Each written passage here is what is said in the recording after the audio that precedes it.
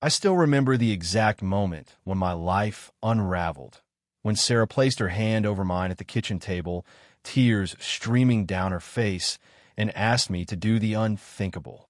"James, I need you to help Elise get pregnant." The words hung in the air between us, impossibly heavy. My coffee grew cold as I stared at my wife of 12 years, certain I had misheard her. But the determined set of her jaw told me otherwise. "You can't be serious," I whispered, pulling my hand away. Sarah's best friend Elise sat in our living room, just beyond the kitchen doorway, waiting for my answer. "She's tried everything else," Sarah continued, her voice low and urgent. "3 failed IVF attempts, 2 miscarriages. The doctors say her chances are better with a natural conception. And I'm supposed to be the donor?" I laughed without humor. "There are clinics for this, Sarah, professional donors. It can't be a stranger," she insisted. "Elise wants someone she knows, someone she trusts, someone with good genes and health history." I looked at my wife, really looked at her, wondering if this was the same woman I'd married. The same woman who once threw a glass at the wall when I admitted to an inappropriate text exchange with a coworker 7 years ago. The same woman who had made me promise never to break her trust again. "This would destroy us," I said. Sarah's eyes hardened. "No, James. What destroyed us was when you told me last year that you never wanted children. And there was the truth we'd been dancing around for months. The fracture in our marriage that had been silently widening." I should back up. Sarah and I met in graduate school. I was studying architecture. She was in art history. We were young, ambitious, and madly in love. Children were a distant notion, something we'd figure out someday. We married after graduation, built our careers, bought our dream house. Then Sarah's biological clock started ticking louder. My career had taken off at the architectural firm, with international projects keeping me traveling for weeks at a time. The timing never seemed right. 1 year turned into 5, then 10. I'd always imagined myself as a father someday. But as my 40s approached, I realized I valued our freedom, our spontaneity, our quiet Sunday mornings. When Sarah brought up fertility treatments last year, I finally admitted what I'd been afraid to say. I didn't want children anymore. The look of betrayal on her face haunts me still. "You should have told me years ago," she'd said, her voice breaking. "You've stolen my chance to be a mother." I insisted we could still try, but we both knew my heart wasn't in it. Our marriage became a series of silent dinners and separate bedrooms. The passion we once shared had cooled to polite coexistence. Then Elise's second miscarriage happened. Sarah spent weeks at her friend's side, their shared grief creating a bond one couldn't penetrate. Elise had been widowed 3 years earlier when her husband Paul died in a car accident. They'd been trying for a baby when he died. Now, at 39, her window was closing fast. I should have seen it coming. Sarah had always been fiercely loyal to her friends. And Elise had been there for Sarah through the darkest period of our marriage, when Sarah discovered those texts on my phone all those years ago.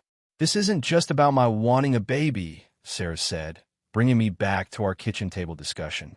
"It's about giving Elise the family she deserves. The family Paul would have wanted for her. By having me sleep with her?" I asked incredulously. "How is that not the ultimate betrayal?"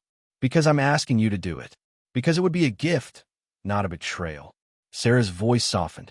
"And because you owe me, James." The words hit like a physical blow. 7 years had passed since my emotional infidelity, but Sarah had never explicitly used it against me. Until now. "That's not fair," I said quietly. "Neither is life." Sarah stood up. "Talk to Elise yourself. Hear her out. That's all I'm asking."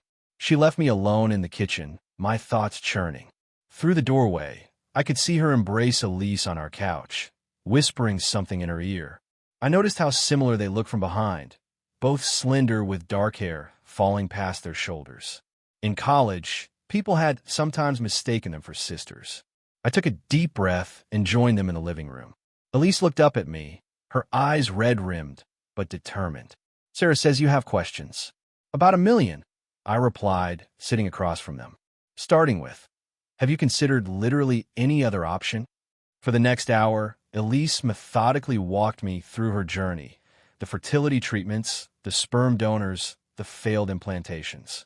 Her doctor believed her body might respond better to natural conception, something about hormones and physical connection improving the chances of implantation. I can't afford another round of IVF, she explained. And even if I could, my doctor doesn't recommend it. My time is running out, James. Why me? I asked. Why not date someone? Or ask someone else? Elise exchanged a glance with Sarah. Because you're the only person we both trust completely. Because Sarah said you're the most honorable man she knows, despite past mistakes. I looked at my wife, surprised by her characterization. She met my gaze steadily. And because Elise continued, if this works, I want my child to have good people in their life. People who will be there if anything happens to me like it did to Paul. The implication was clear. They weren't just asking me to be a donor. They were asking for a lifetime commitment of some kind. I need time to think, I said finally, rising from my seat. Neither woman tried to stop me as I grabbed my keys and left the house. I drove for hours, eventually finding myself at the ocean. Paul and I had gone fishing here once before his accident. He'd been a good man, successful, kind, devoted to Elise. The kind of man who would have been an excellent father. Was this what he would have wanted for his wife? Another man's child? My phone buzzed with a text from Sarah. Take all the time you need. But remember, this could heal all of us. Heal us? How could this possibly heal our broken marriage? I thought about what it would mean to help Elise conceive. The intimacy of the act itself. The knowledge that I had a biological child in the world. The complication it would add to our already strained marriage. But I also thought about Sarah's words. You owe me. She had forgiven my indiscretion years ago, or so I thought. Had she been silently holding on to it, waiting to cash in her forgiveness for something this momentous? As the sun set over the water, I realized there was another factor at play. A shameful one I could barely admit to myself. A part of me was tempted, not just by Elise, though she was undeniably attractive. I was tempted by the idea of creating life without the full responsibility of fatherhood, of experiencing that connection without sacrificing my freedom. What kind of man did that make me? When I returned home late that night, Sarah was waiting up for me. We sat in the dark living room, the moonlight casting long shadows across the floor. Tell me the real reason, I said. Why are you pushing for this? Sarah was quiet for so long, I thought she might not answer. When she finally spoke, her voice was barely audible. Because I want to be part of a child's life, even if it's not mine. Because Elise will let me be the godmother, the aunt, whatever role I want. Because this is the closest I'll ever get to motherhood now. Her words broke something open inside me. For the first time, I truly understood what my decision had cost her. Not just a child, but her entire imagined future. I didn't mean to take that from you, I whispered. I know. She reached for my hand in the darkness. But you did. And now you have a chance to give something back. Not just to me, but to Elise. I didn't say yes that night. Or the next day. It took weeks of conversations, of arguments, of silent treatments. Elise kept her distance, giving us space to work through the implications. Sarah, and I even went to a marriage counselor, who looked alarmed when we explained the proposition, but helped us navigate the complex emotions involved. In the end, what convinced me wasn't obligation or temptation. It was witnessing Sarah come alive again as we discussed the possibility. The light returned to her eyes. She started making plans, talking about converting our unused home office into a nursery where Elise could drop off the baby for visits. You've already decided I'll say yes. I observed one evening as she showed me paint swatches. Sarah had the grace to look embarrassed. I'm hoping, she corrected. There's a difference. And so, against all rational judgment, I agreed. We drew up contracts with a family lawyer. Everything was specified. I would relinquish all parental rights, but could maintain a relationship as an uncle figure. Financial responsibilities were outlined. Boundaries were established. The clinical approach helped distance me from what we were actually planning. Until the day arrived. Elise had been tracking her cycle meticulously. The evening of her most fertile day, Sarah prepared dinner for the three of us, opened an expensive bottle of wine, then announced she was going to stay with her sister overnight. To give you privacy, she explained, not meeting my eyes. She kissed me goodbye at the door, whispering, "Thank you for this," before driving away. The silence after her departure was excruciating. Elise and I sat at opposite ends of the couch, the half-empty wine glasses between us like a barrier. "We don't have to do this," she said finally. "If you've changed your mind." "Have you?" I asked. Elise shook her head. "I want a child more than anything, but not at the expense of your marriage. Sarah and I have been broken for a long time," I admitted. "This didn't cause it, but it might fix it," Elise suggested hopefully. I didn't answer because I honestly didn't know. What happened next was nothing like I had imagined. There was no passion, no illicit thrill, just two people engaged in a solemn, almost ceremonial act. Afterward, Elise cried, and I held her awkwardly, both of us aware of the enormity of what we had done and what might result from it. She left before morning. We had agreed it would be a one-time attempt. If it didn't work, we would all reconsider. 2 weeks later, Elise called Sarah instead of coming to the house. I watched my wife's face transform as she listened to whatever news Elise was sharing. When she hung up, she turned to me with an expression I couldn't read. "She's pregnant," Sarah said, her voice flat. It worked. I had expected to feel relief, or perhaps pride at having successfully completed the task. Instead, a cold dread settled in my stomach. "That's good news, right? This is what we wanted." Sarah nodded, but her eyes were distant. "Yes, it's what we planned." That night, for the first time in over a year, Sarah came to my bedroom, but not for reconciliation. She sat at the edge of the bed, her back to me. "I had a dream last night," she said quietly, "about a little boy with your eyes and Elise's smile. He was calling her mommy and you daddy. I wasn't in the dream at all." "Sarah, I thought I could do this," she continued. "I thought watching Elise have the baby would be enough, that being the godmother would satisfy this hole inside me. But seeing how happy she was on the phone today," she turned to face me, eyes brimming with tears. I felt something I never expected. Jealousy. Bitter, awful jealousy. I reached for her, but she pulled away. "Don't. Please. This was your idea," I reminded her, anger flaring unexpectedly. "You pushed for this." "I know," she whispered. "That's what makes it so much worse." The following months tested us in ways I never imagined. Sarah withdrew further into herself as Elise's pregnancy progressed. She attended the first ultrasound, but made excuses for later appointments. The nursery plans were quietly abandoned. Meanwhile, something unexpected was happening between Elise and me.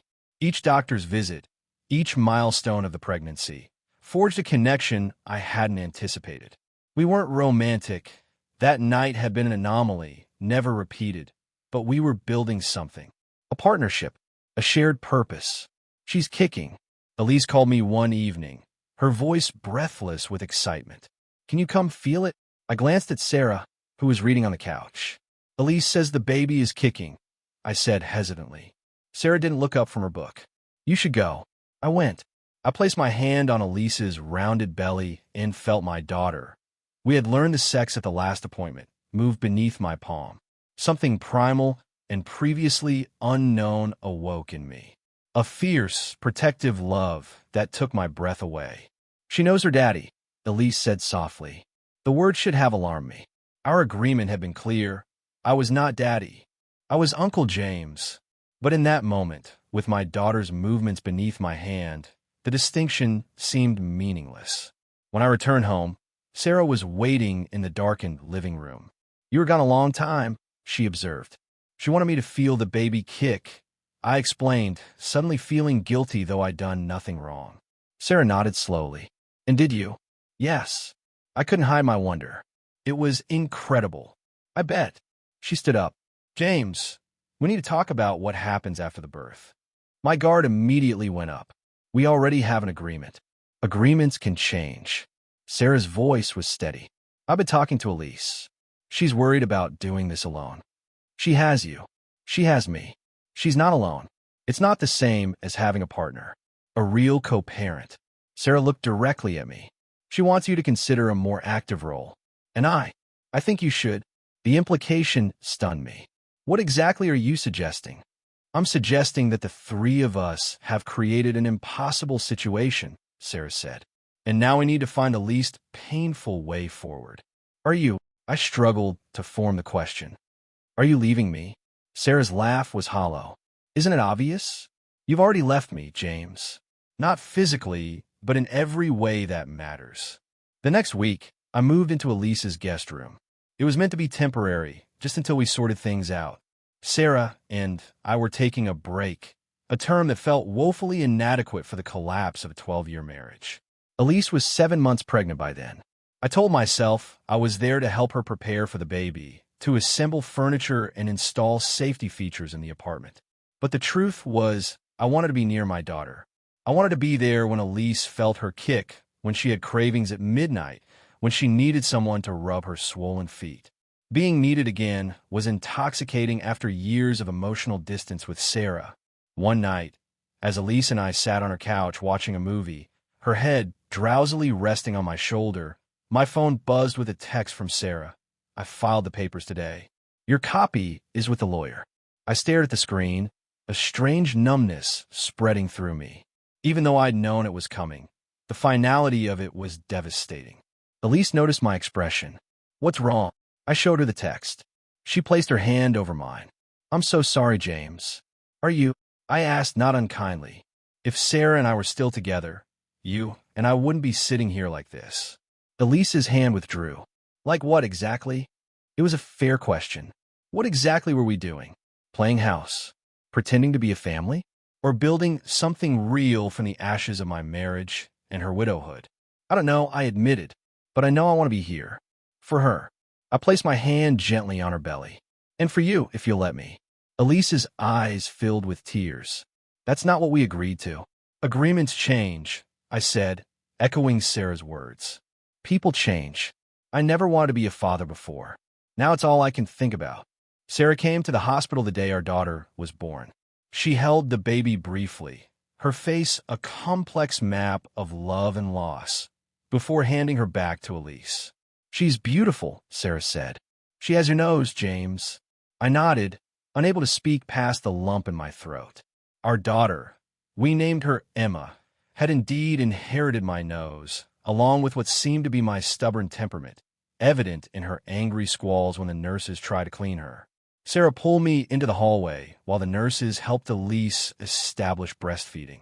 I want you to know something, she said. I don't regret asking you to do this, even though it cost us our marriage. It didn't have to, I said, though we both knew that wasn't true. Sarah smiled sadly. It was always going to end this way. We wanted different things. We just needed a catalyst to admit it. She squeezed my arm. Be happy, James. Be the father you didn't think you wanted to be. As she walked away down the hospital corridor, I felt a chapter of my life closing definitively. But unlike the hollow feeling I'd expected, there was a strange peace in watching her go. That was 2 years ago. Emma is walking and talking now, a whirlwind of energy and curiosity. She calls me Dada and Elise Mama, and her world is as simple and clear as ours has become complicated.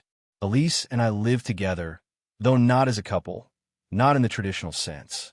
We're co-parents, friends, partners in the shared project of raising our daughter. Sometimes, in quiet moments when Emma is asleep and we're sharing a glass of wine on the porch, I wonder if we might someday be more. Sarah moved across the country after our divorce was finalized. She sends Emma birthday and Christmas gifts, signs them Aunt Sarah. We exchange polite emails about practical matters, but the intimacy we once shared has faded to a distant memory. Do I regret saying yes to her request? It's impossible to answer. That decision shattered the life we had built, revealed fault lines we had been ignoring, and set me on a path I never expected to travel. It brought pain and loss, yes, but it also brought Emma. And in her laugh, in her tiny hands reaching for mine, in her eyes, so like my own, I find a joy I never knew I was missing. A purpose I didn't know I needed. The weight of promises is heavy. The ones we make to others and the ones we make to ourselves. Sarah asked me to give Elise a child, but in doing so, she gave me the chance to become the man I was meant to be, a father. Some might call what happened a betrayal, others a sacrifice.